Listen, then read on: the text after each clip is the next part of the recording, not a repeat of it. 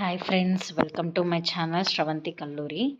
ఈరోజు పోలి పాడ్యమి కదండి, అందుకే నేను పోలి పాడ్యమి పూజ అనేది చేసుకున్నాను. ఈరోజు పోలి పాడ్యమి అనేది లాస్ట్ రోజు అండి, కార్తీక మాసం లాస్ట్ అమావాస్య తర్వాత వస్తుంది పాడ్యమి. తులసి చెట్టుని నేను ఈ విధంగా అలంకరించుకున్నానండి.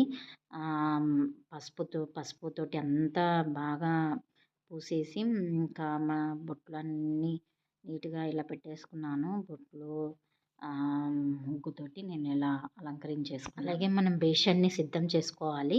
ఇలా నేను బుట్లతోటి అలంకరించుకున్నాను అనమాట ముందుగానే బేషాన్ని.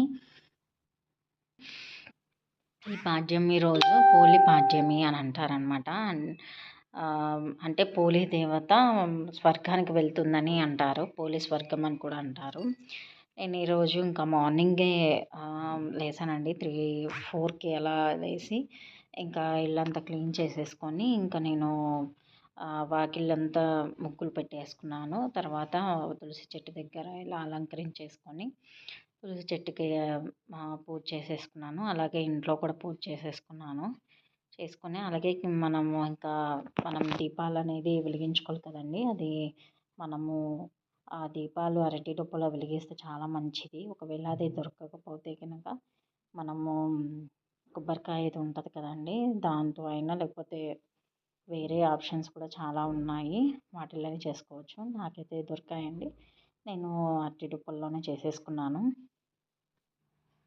నేనైతే ఇలా సింపుల్గా చేసుకున్నానండి. ఇంకా తులసి చెట్టు దగ్గరే మొత్తం అంతా వినాయకుడిని మనం పసుపు ముద్దగా చేసుకొని అక్కడ పెట్టేసుకొని, ఇంకా నేను ఒక ప్లేట్ తీసుకున్నాను. ఆ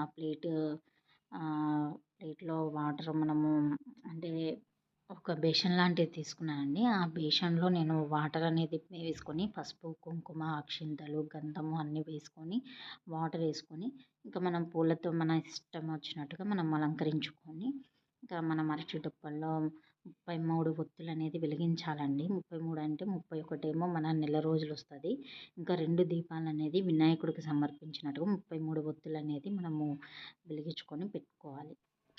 ఇలా 33 ఒత్తులు నేను పెట్టేసుకున్నాను. అంటే 11, 11, 11గా 33 పెట్టేసుకొని నేను అలా పెట్టేసుకున్నాను.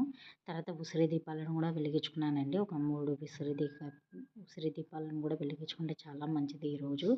కొంతమంది 365 ఒత్తులను కూడా వెలిగించుకుంటారు. అది వాళ్ళ వీలుని బట్టి చేసుకుంటారు. నేనైతే మామూలుగా ఉసిరి దీపాలు మాత్రం పెట్టేసుకున్నాను. పళ్ళన్నీ నేను దేవుడికి నైవేద్యంగా అవే స్వీకరించేసాను.